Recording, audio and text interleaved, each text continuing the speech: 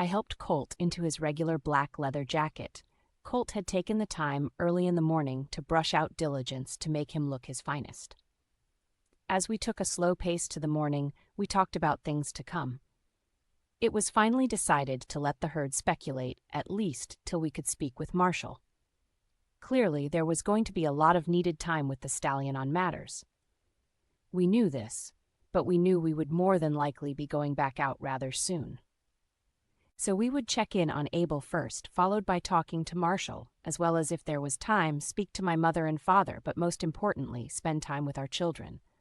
I looked to Colt, who seemed more at peace. "So you shall ride Diligence in, then?" Colt looked to me somewhat calm, with an off smile. "If it is said a dead horse is ridden by a dead stallion, it may as well be me." I grabbed for his hand as I rode close beside him. Even Atropos was more comfortable being close to Diligence. He was practically raised by him after all. "I know the herd, they won't see it that way," I spoke softly.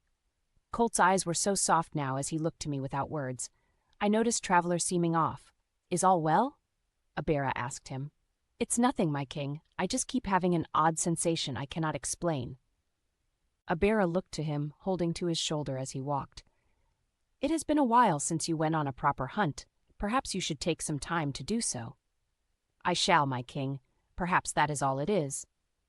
But I could see worry in both their eyes. Nevertheless, we made it to the herd in good time. The herd gathered with much curiosity and whispers. Colt, still on Diligence, looked to the entirety of the herd. "Now then, this is Abera from a great city of lions. He has been a great friend on our journey, and he shall be treated as a friend to the herd as he stays with us until we head to our next destination if needed. In finding this kingdom, I have found many questions that will need answering, as well as my return has brought new questions to the herd that I shall answer now before the whispers begin. This is my Diligence from my past. We all thought he gave his life in the night of the attack. A body was given that clearly was not his. It was never a part of the plan to do so, but being that Chain had him, I believe it was through good intent. We will know more when we speak with Chain again on other matters. The lions are to be trusted, they are not as they seem. Sam here shall be treated as one of the boys. He shall take a place as eyes when the boys go off to gather herbs. Be kind to them, treat them as one of the herd and not as animals. But now I wish to speak to Abel." Abel, already waiting, looked to Colt as he climbed down off Diligence. "My stallion, it is good you are here." Abel seemed more chiseled, even taller somehow. "Is all well with the herd? My sister, how is she?" Abel quickly reassured, "All is very well with Lavender as well as the herd. The fields have been planted, nothing out of the ordinary, but it is good you are here. You were missed." Colt looked firm. "Did Chain come by?" Abel seemed confused. "No, there were no visitors. Were we to be expecting him?" "Chain often goes off the path, predicted, so it comes as no surprise. Nevertheless, I'd like to speak privately with you on some matters at hand." "Certainly, my stallion." Abel seemed a little nervous. He always was one to question everything he did, and Colt could see it in him. "You did very well, Abel. I see the herd is where it should be. I am quite happy in my return to the herd to see this." "Thank you, my stallion." Colt nodded. "Let us go to the underground. You never know of eyes and ears." "The lions may find it difficult." Colt looked to Abera, then back to Abel. "Traveler, stand guard, if you will." Colt stopped his words and looked to Sam, who had his eyes on some young boys, one on a pony, as they stared back to Sam. "Go on, join them. Remember, they are just as afraid as you are, but they will come around." Colt signaled with a whistle to the boys, and the boys smiled, signaling him to come to them. Sam, who walked slowly in their direction, we saw them talking, touching his mane, poking at his teeth with sticky fingers. Sam seemed to take it well, as he seemed to be smiling bashfully. Colt looked back to Abel. "Now we may go," he whispered into Abel's ear to just a nod.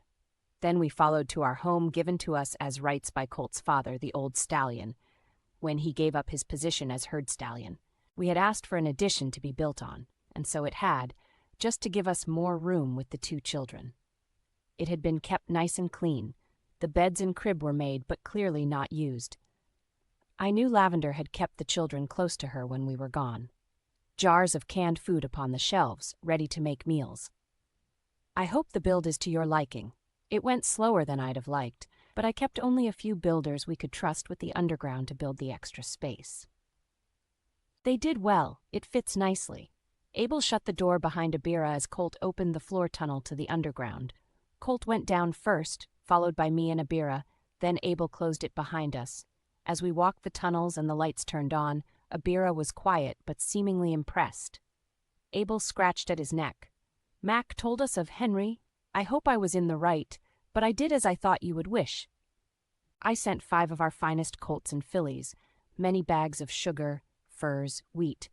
I sent the messenger I thought that could give the news in the best way, if there is such a thing, Enfys. I am glad to know this. I would have chosen Enfys myself. I should have been the one to go personally, but they have waited long enough. What of the girl T? We heard of her, but Mac had dropped her off at the deer tribe. I have no news on how she's getting on. That's to be expected. There is no rush. I was just making sure she was at her destination, and it seems like Mac and Rose came back as planned, so I'm not worried in the least about it. Abel let out a breath of relief. Colt looked to Abel. Best go. Abel nodded and ran past, up deep into another tunnel we passed. I knew this tunnel. It led to the stallion's area. He had made a home close to grandmother's. It was going to take some time to reach, even with Abel's long-legged strides. Till now, Abira was quiet. Where is he off to? Colt, without looking back, spoke. To get my father, the past stallion. He will be a while, so we will have a meal and wait for their return. This is beyond what even I could imagine of your lands. I have seen electricity in my youth, but nothing as grand as this. It took many generations to build. I am but the one who has the blessing of using it.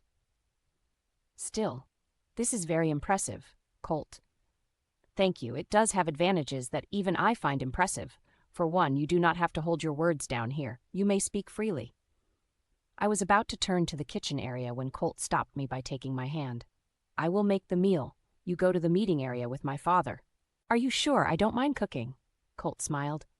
I may be the best at building a good sandwich, but you are much better at keeping company. Would you like some tea? I shook my head no. I just would like some water. Colt smiled. All right, love. Go ahead and show father to the meeting hall. I nodded. Perhaps Colt needed some time alone to think, so I showed Abira around the meeting hall and to a room that he could use while he was here as his own. Afterwards, we made it back to the hall. Colt had put out the sandwiches and some water with ice. Abira looked to it. Ice is a royal delicacy. Is this shared among your people? Colt poured a glass, handing it to him. It is used on special occasions. In the past, we could not use it, but now with our hearts gone, we can use it freely by the entire herd. I cannot tell you how many times ice could have saved us losses. Perhaps we can show you a way with an ice cellar. Ice cellar? Yes, it can be made in places with great heat and last many months. That would be a blessing to the kingdom. Thank you, son. Colt again nodded as we sat eating at our sandwiches. As we spoke, Colt slightly turned his head, as did Abira, who slowly placed the sandwich back on its metal plate. There in the entrance to the hall stood the past stallion Marshal, behind him Abel.